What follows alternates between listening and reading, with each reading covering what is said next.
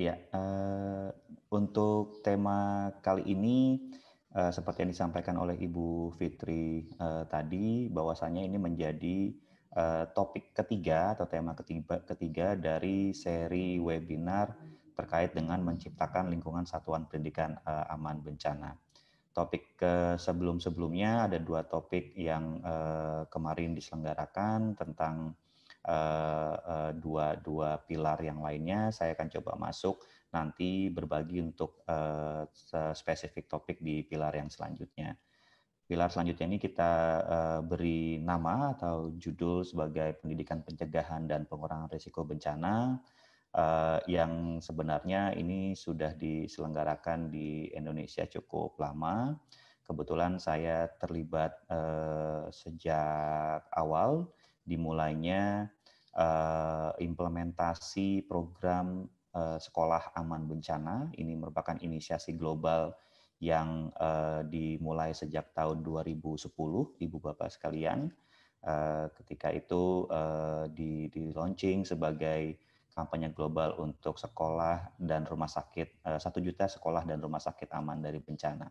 Nah, sejak itu kemudian, Indonesia atau pemerintah Indonesia berkomitmen untuk mengimplementasikan, program ini di Indonesia khususnya dengan, melakukan atau membuat komitmen di tingkat global pada saat pertemuan, konferensi tingkat dunia untuk pengurangan risiko bencana tahun 2015 di Sendai, Jepang pada saat itu. Kebetulan pada saat itu komitmennya disampaikan oleh, Ketua Delegasi Pemerintah Indonesia, yaitu Badan Nasional Penanggulangan Bencana, dan juga ikut serta di dalamnya perwakilan dari Kementerian Pendidikan dan Kebudayaan pada saat itu. Ya, Ibu Bapak sekalian, keseharian saya saat ini itu sebagai, konsultan nasional untuk, Satuan Pendidikan Aman Bencana di UNICEF, dan, sehari-hari, kami juga, selama ini membantu Kementerian Pendidikan dan Kebudayaan termasuk dengan Kementerian Agama dalam, beberapa aktivitas-aktivitas yang berhubungan dengan, respon COVID-19 di sektor, pendidikan. Kami juga aktif di, Sekretariat Nasional, Satuan Pendidikan Aman Bencana, di mana kita setiap minggu 1 kali kita ada pertemuan membahas, atau berkoordinasi terkait dengan tantangan-tantangan apa saja yang ada saat ini, di, masa pandemi COVID-19 terutama pada sektor pendidikan.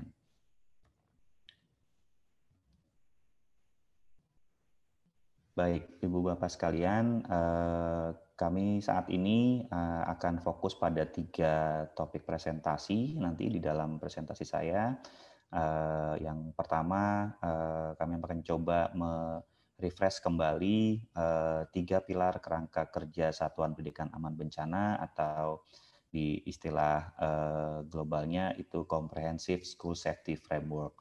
Ini adalah kerangka kerja yang kemudian disepakati di tingkat dunia untuk kemudian diimplementasikan berdasarkan konteks di masing-masing, negara terkait dengan, menjadikan, satuan pendidikan aman dari bencana.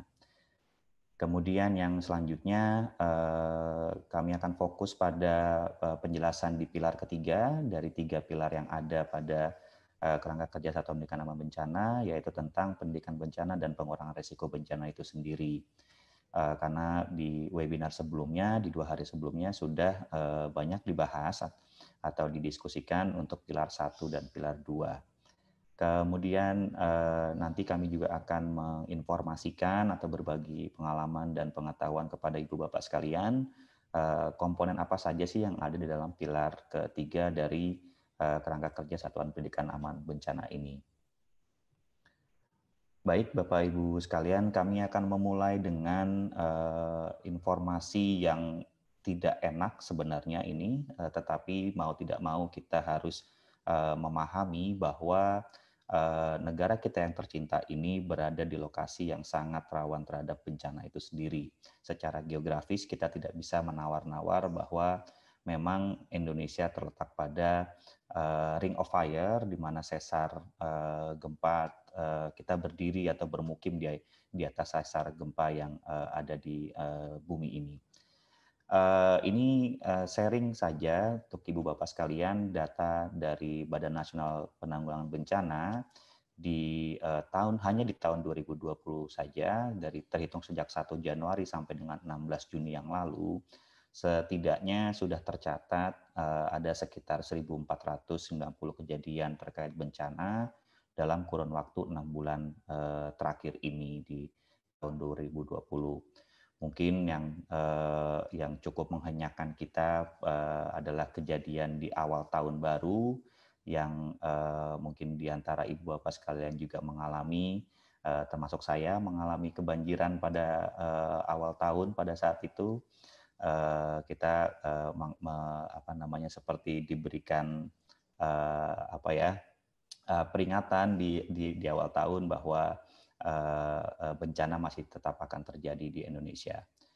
Nah, sejauh ini saja setidaknya yang dicatat oleh Badan Nasional Penanggulangan Bencana atau BNPB yang informasinya didapatkan dari sektor pendidikan di lokasi-lokasi yang terkena bencana ini, setidaknya ada 378 fasilitas pendidikan yang terkena dampak dari bencana tersebut atau dengan berbagai kategori, rusak berat, rusak sedang, ataupun rusak ringan sendiri.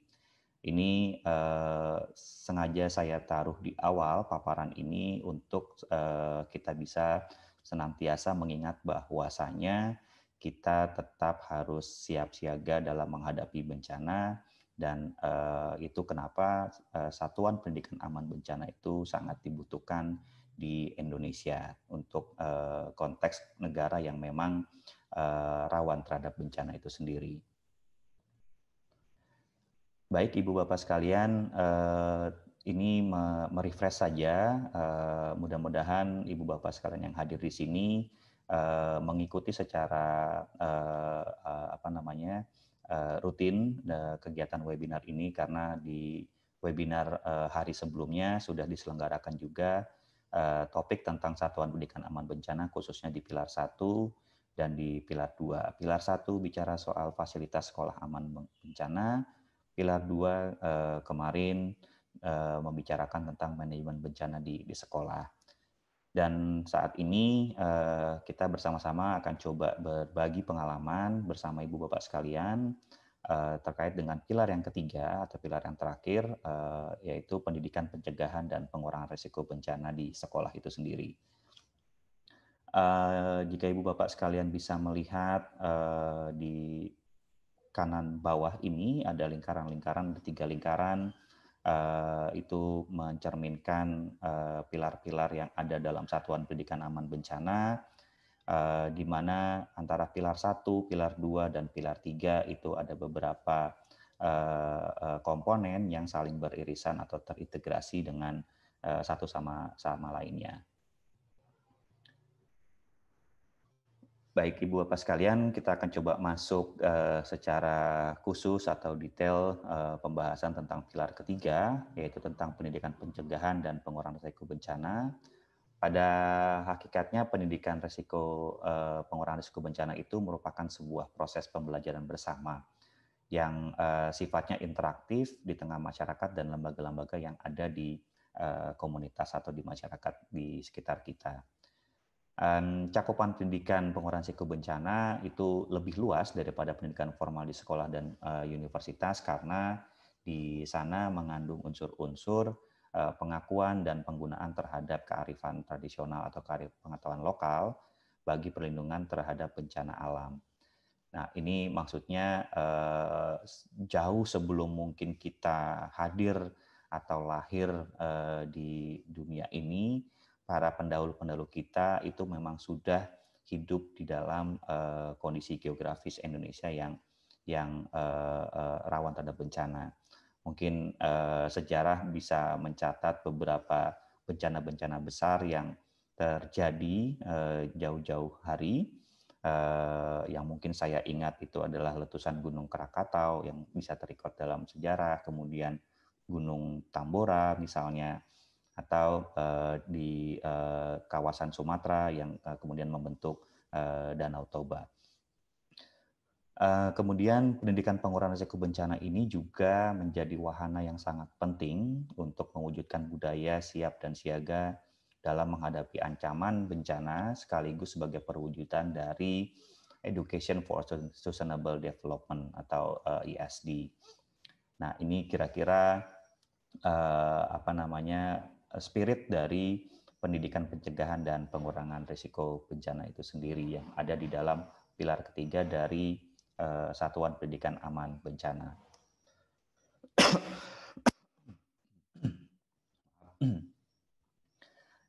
Tujuan dari pendidikan pengurangan risiko bencana ini bisa kita sama-sama lihat pada screen di sini. Pada prinsipnya adalah bagaimana kita semua bisa menumbuh kembangkan nilai dan sikap kemanusiaan antar sesama di kehidupan sosial kita. Kemudian menumbuh kembangkan sikap dan kepedulian terhadap risiko bencana, artinya di sini kita dituntut untuk kemudian peduli bahwa kita tinggal di zona yang rawan terhadap bencana, sehingga kita perlu mengetahui atau peduli bahwa setiap saat bisa terjadi bencana di lingkungan sekitar kita.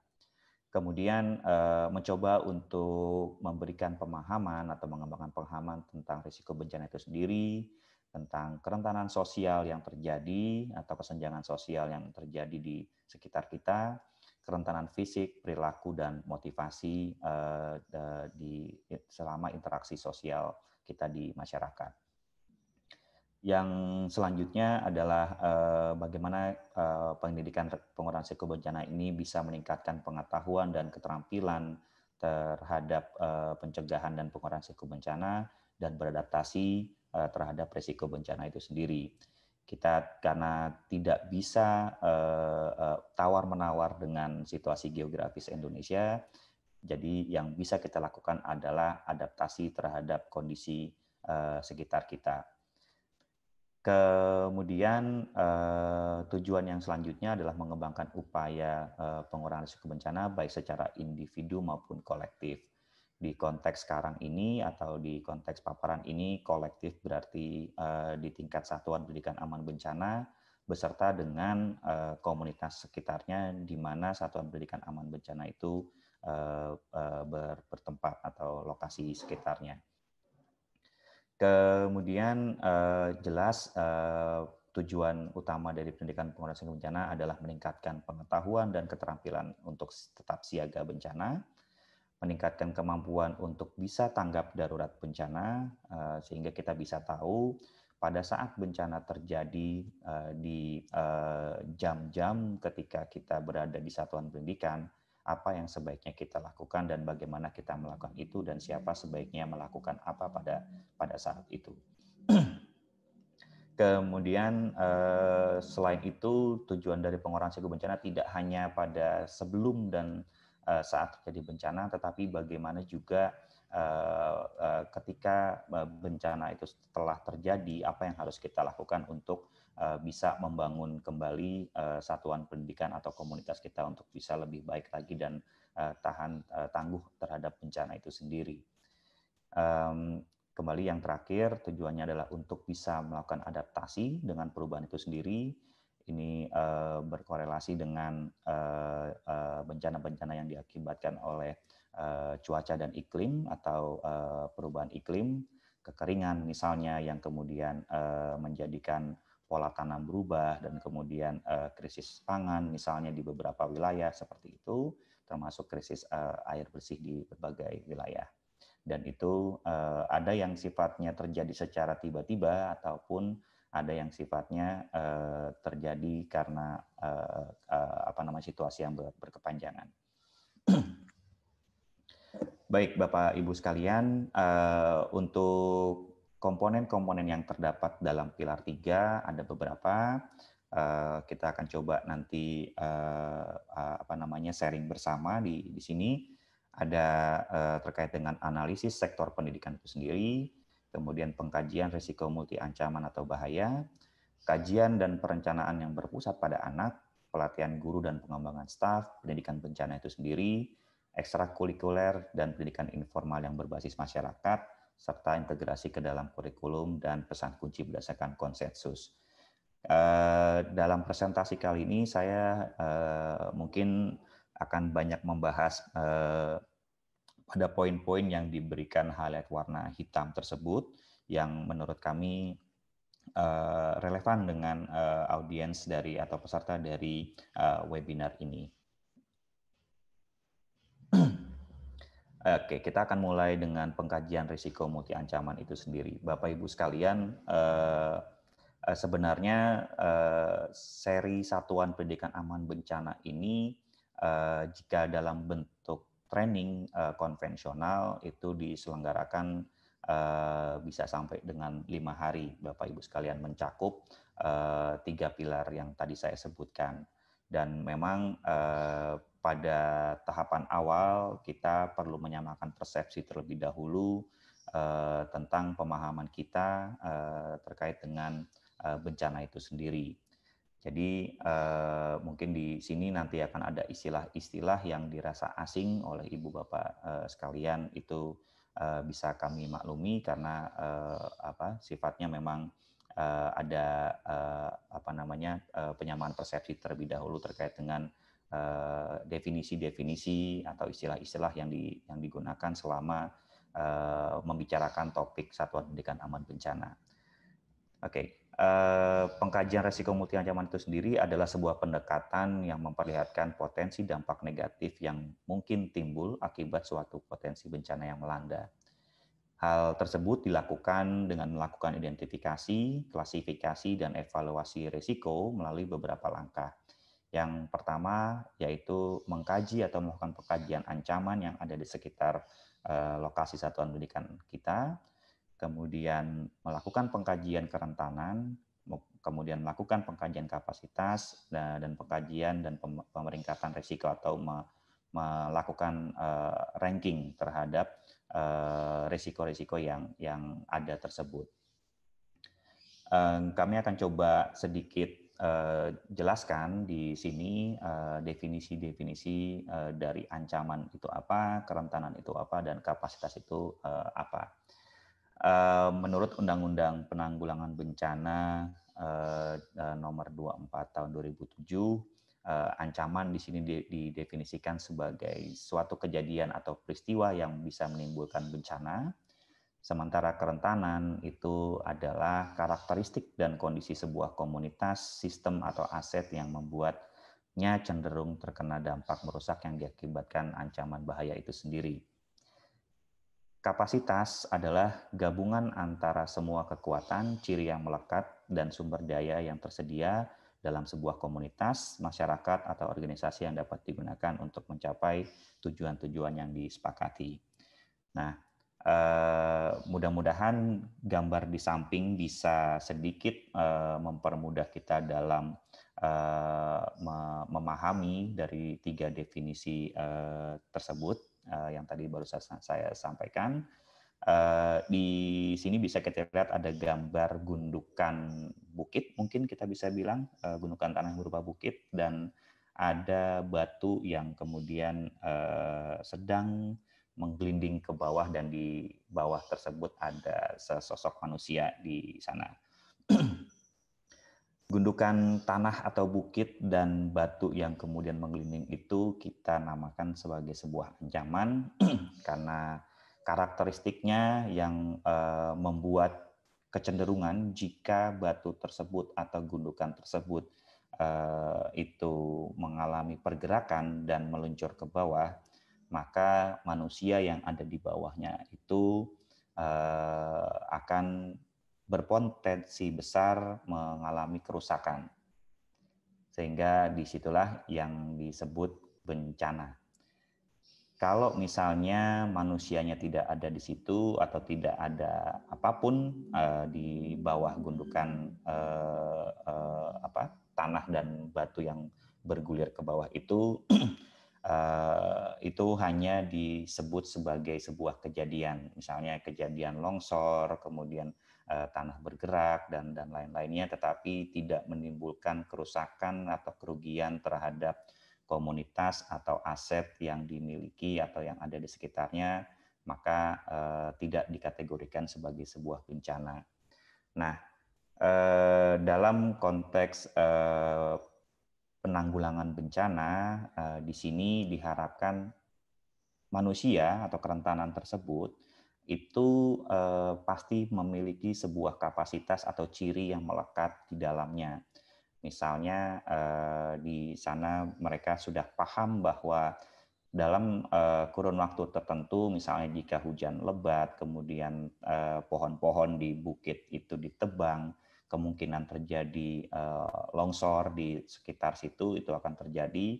Maka dengan tingkat pemahaman atau pengetahuan yang dimiliki oleh sebuah komunitas yang tinggal di lokasi tersebut, bisa melakukan langkah-langkah pencegahan agar kejadian tanah longsor itu tidak terjadi. Misalnya dengan tidak menebang kembali pohon-pohon, membuat bronjong-bronjong penahan agar kalaupun ada guguran-guguran tanah yang jatuh ke bawah itu bisa terhalangi oleh bronjong tersebut. Kira-kira seperti itu.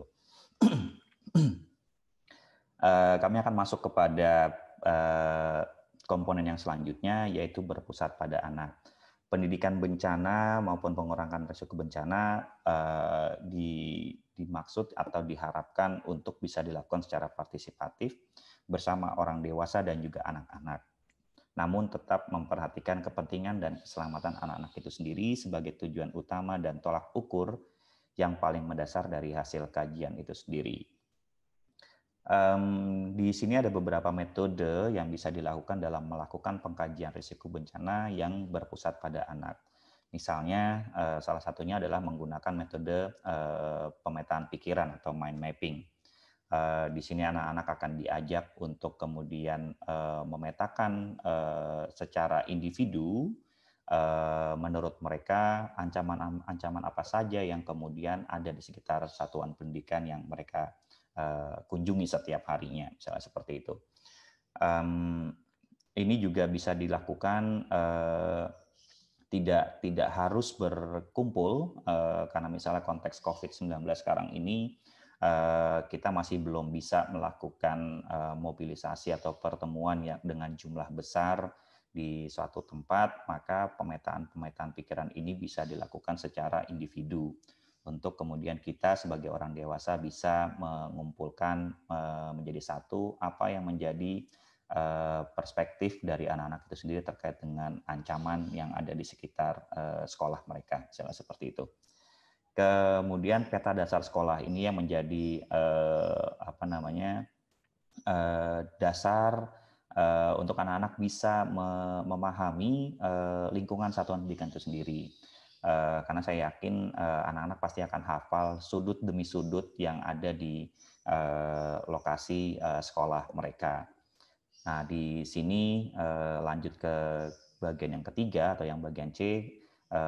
Anak-anak bisa diajak untuk bisa mengidentifikasi ancaman-ancaman bencana di lingkungan satuan pendidikannya seperti yang saya sebutkan tadi. Misalnya anak-anak bisa diajak menurut mereka ancaman apa saja sih yang bisa terjadi di sekolah mereka jika misalnya sekolah yang berada di tepi sungai atau di tepi pantai atau di perbukitan misalnya.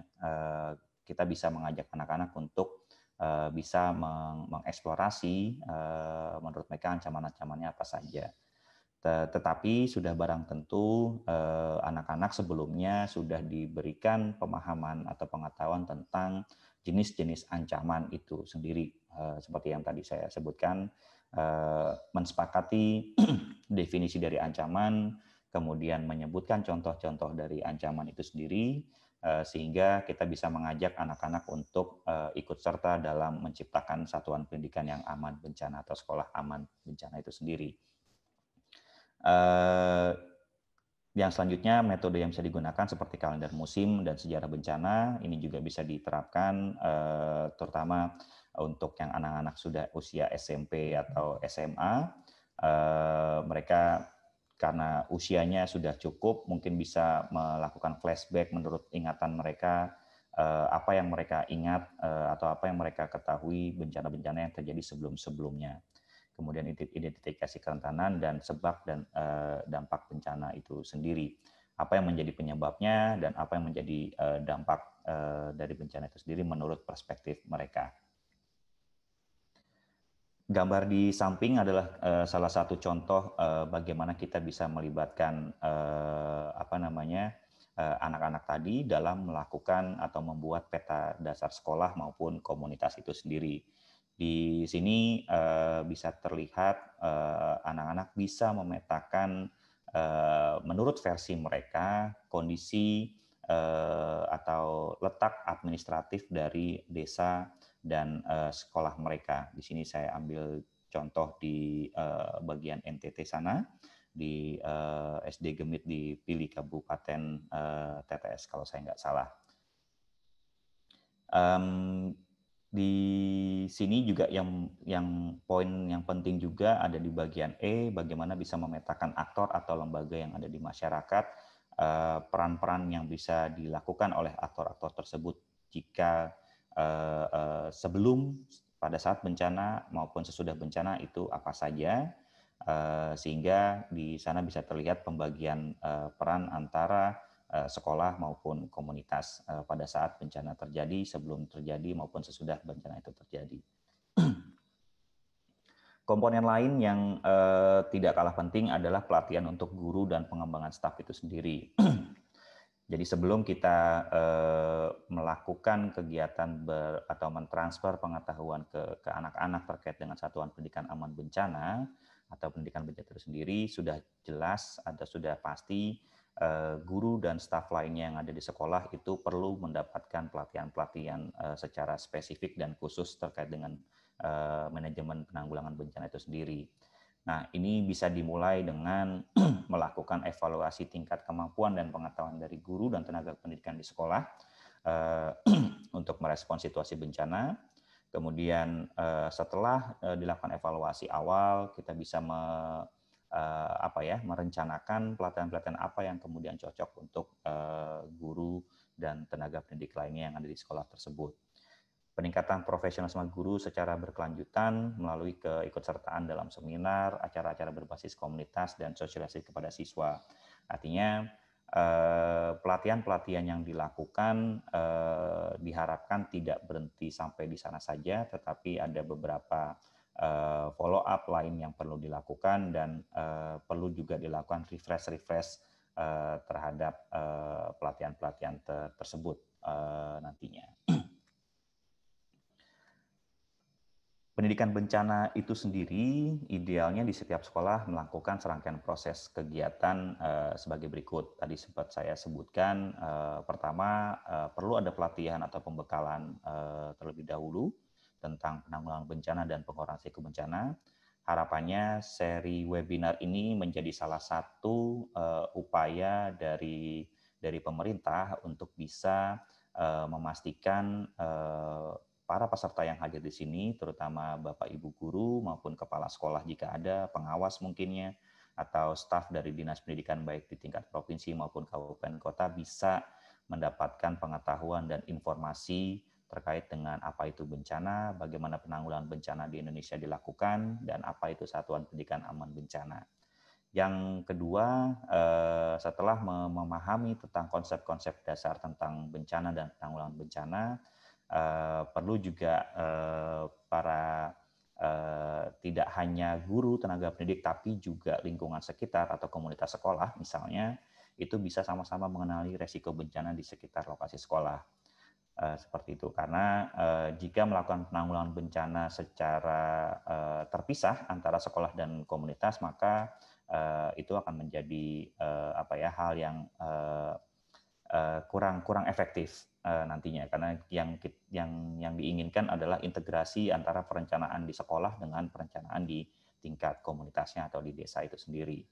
Kemudian merencanakan integrasi kurikulum ke dalam rencana belajar tahunan, bulanan, mingguan, dan harian misalnya, mengintegrasikan materi pengurangan risiko bencana ke dalam bahan ajar.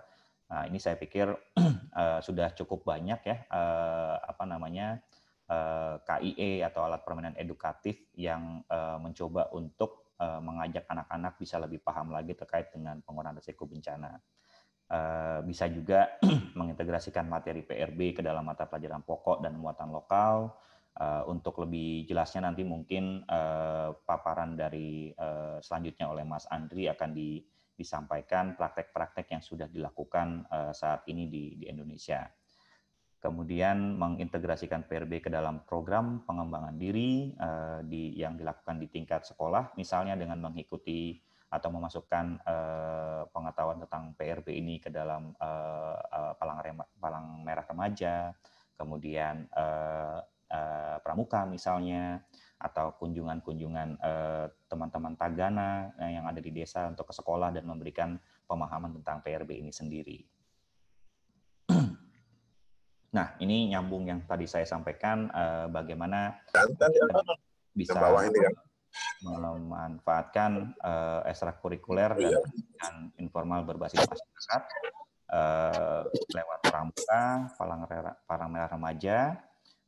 Ini diharapkan mereka-mereka yang sudah tergabung dalam pramuka, baik di tingkat penggalang, itu bisa berbagi informasi dan pengetahuan kepada adik-adiknya yang masih di tingkat siaga, misalnya seperti itu. Di Palang Merah Remaja pun teman-teman dari PMI juga sudah siap dengan berbagai macam pelatihan maupun pendampingan yang bisa dikerjasamakan dengan sekolah, sehingga anak-anak di sekolah juga bisa mendapatkan pengetahuan yang komprehensif tentang pengurangan risiko bencana ini sendiri. Integrasi ke dalam kurikulum, ini saya pikir Ibu Bapak sekalian yang hadir di sini yang bisa menilai seberapa penting dan seberapa bisanya pendidikan tentang pengurangan risiko bencana itu dimasukkan ke dalam kurikulum kita sekarang ini misalnya. Itu saya pikir Ibu Bapak sekalian yang paling bisa menjawabnya, dan sudah ada beberapa praktik-praktik yang juga diterapkan di lingkungan satuan pendidikan. Nanti mungkin Mas Andri akan bisa menjabarkan atau menginformasikannya kepada kita semua. Pada prinsipnya itu bisa dilakukan dengan berbagai model yang ada di sini, seperti integrasi materi pembelajaran pendidikan PRB ke dalam mata pelajaran pokok misalnya, kemudian ke dalam muatan lokal sesuai dengan karakteristik bencana di daerah tersebut misalnya, kemudian mengintegrasikannya ke dalam ekstrakurikuler seperti yang saya sampaikan tadi, bisa lewat PMR, pramuka, atau ekstrakurikuler lain yang dirasa itu masih relevan dan bisa dilakukan di tingkat sekolah. Ini mungkin beberapa langkah-langkah yang bisa kita lakukan untuk memasukkan atau mengintegrasikan pendidikan pengurangan risiko bencana ke dalam kurikulum, misalnya dengan mengidentifikasi materi pembelajaran yang sekiranya bisa dikaitkan dengan bencana dan kesiapsiagaan bencana itu sendiri, misalnya.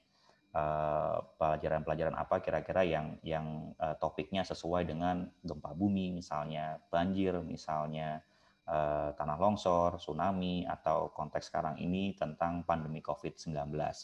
Kira-kira apa topik-topik pembelajaran mana yang kemudian bisa dikaitkan dengan ini sehingga anak-anak bisa menerima informasinya secara lengkap. Kemudian bisa dengan melakukan analisis kompetisi dasar, tentu dengan menyusun silabus tadi supaya dapat terstruktur dengan baik. Kemudian membuat atau menyusun rencana pelaksanaan pembelajaran atau RPP. Saya pikir Ibu Bapak sekalian sudah pasti sangat fasih dalam membuat ini, sehingga mungkin tidak akan kesulitan untuk bisa mengintegrasikannya. Penyusunan bahan ajar di luaran sini juga sudah cukup banyak informasi-informasi tentang bahan ajar yang bisa dilakukan atau digunakan dalam upaya mengintegrasikan materi pembelajaran tentang bencana dan kesiapsiagaan bencana itu sendiri. Tanpa menunggu misalnya didampingi oleh PMI atau pramuka atau organisasi manapun yang concern, sebenarnya Bapak Ibu yang mengampu sekolah bisa belajar secara mandiri secara online di dalam link ini di simpatikbelajar.kemdikbud.go.id. Di sini bisa didapatkan pola pembelajaran secara mandiri terkait dengan implementasi satuan pendidikan aman bencana. Ini cukup banyak yang sudah mendaftar di dalam sini, dan diharapkan ini bisa dituntaskan juga oleh semua ibu bapak guru yang memang mengampu atau berkegiatan di sekolah.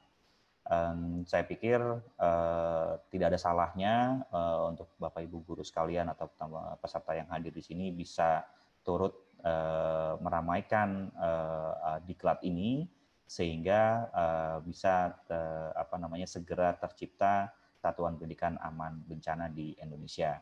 Karena bicara soal bencana, seperti yang saya sebutkan tadi, kondisi geografis kita memang sudah seperti ini, rawan terhadap bencana, sehingga bagaimana kita bisa meningkatkan kapasitas kita untuk bisa beradaptasi tinggal di lokasi yang rawan bencana ini. Demikian dari saya, terima kasih banyak atas atensinya.